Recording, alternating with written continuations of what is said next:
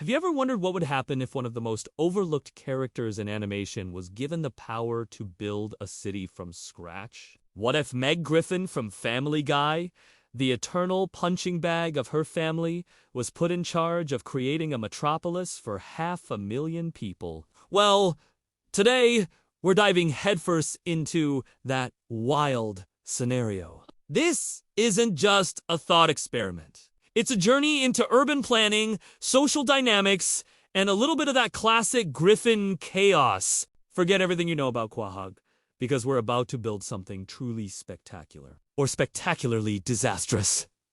Welcome to Megalopouloolis.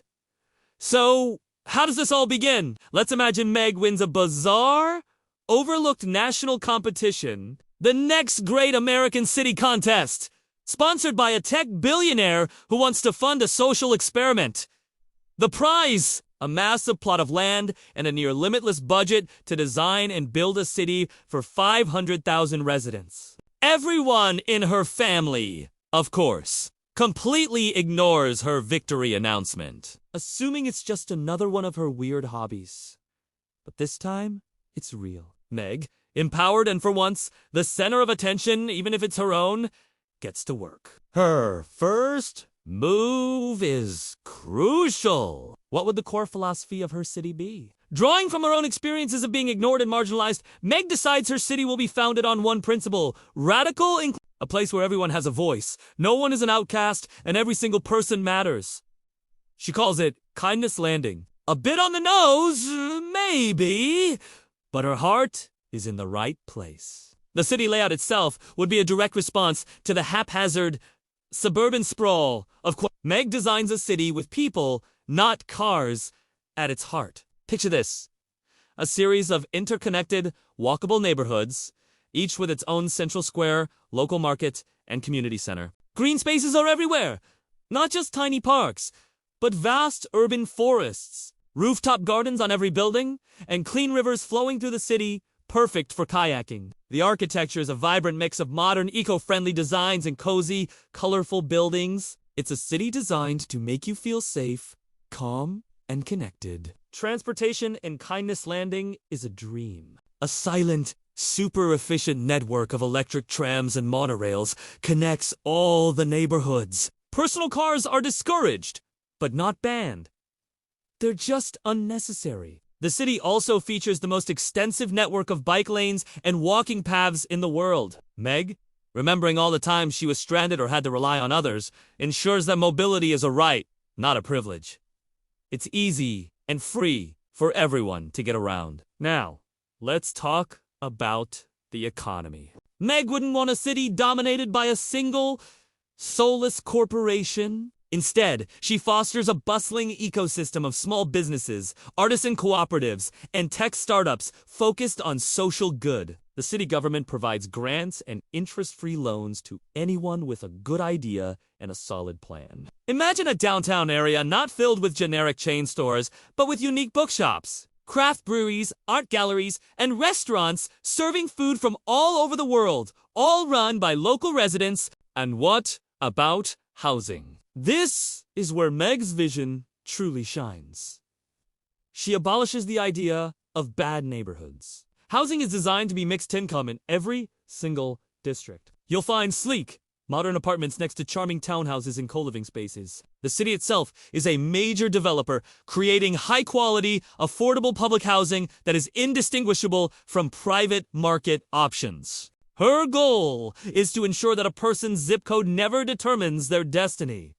Everyone has access to a safe, beautiful home. Of course, a city is more than just buildings and infrastructure.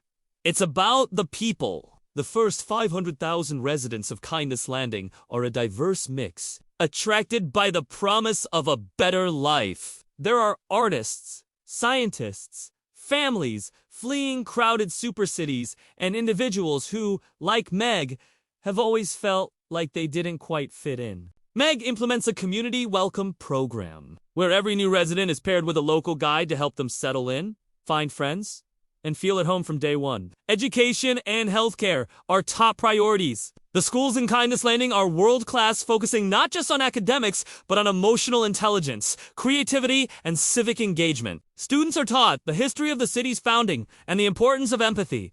Healthcare is universal and completely free at the point of service, with a strong emphasis on mental health and preventative care. Meg ensures there are counseling services readily available in every neighborhood, determined that no one should ever have to suffer in silence like she did. But let's be realistic. This wouldn't be a story with a griffin at the center without a little bit of chaos. Peter, Lois, Chris, and Brian would eventually notice Meg is gone. Probably when the trash piles up, when they discover she's now the powerful founder of a thriving city. They descend upon Kindness Landing, expecting a VIP welcome.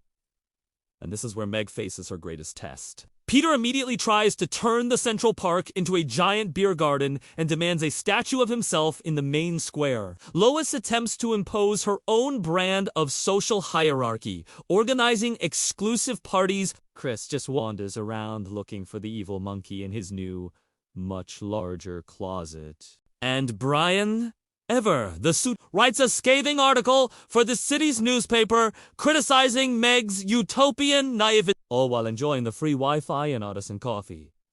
For a moment, Meg falters.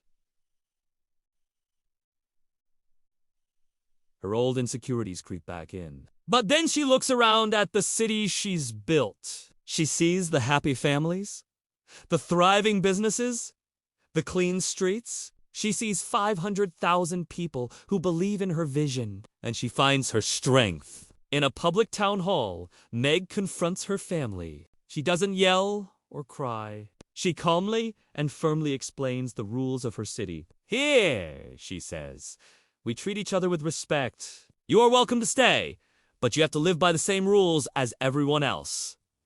This is a turning point. For the first time, Meg establishes firm boundaries with her family, and to everyone's surprise, the citizens of Kindness Landing rally behind her. They've seen what she created, and they won't let it be ruined. Peter's plans are voted down in a community meeting, and Lois's exclusive parties are empty because everyone else is at the citywide potluck festival. Faced with a community that won't enable their behavior, the Griffins are forced to either adapt or leave. In the end, Meg City isn't a perfect utopia, but it's a resounding success. It's a place that proves that a community built on empathy, inclusivity, and good design can truly flourish. It becomes a model for the rest of the world, a beacon of hope. And Meg Griffin, no longer the butt of the joke, becomes one of the most respected and beloved leaders of her time. She finally found a place where she belonged. Not by fitting in, but by building it herself.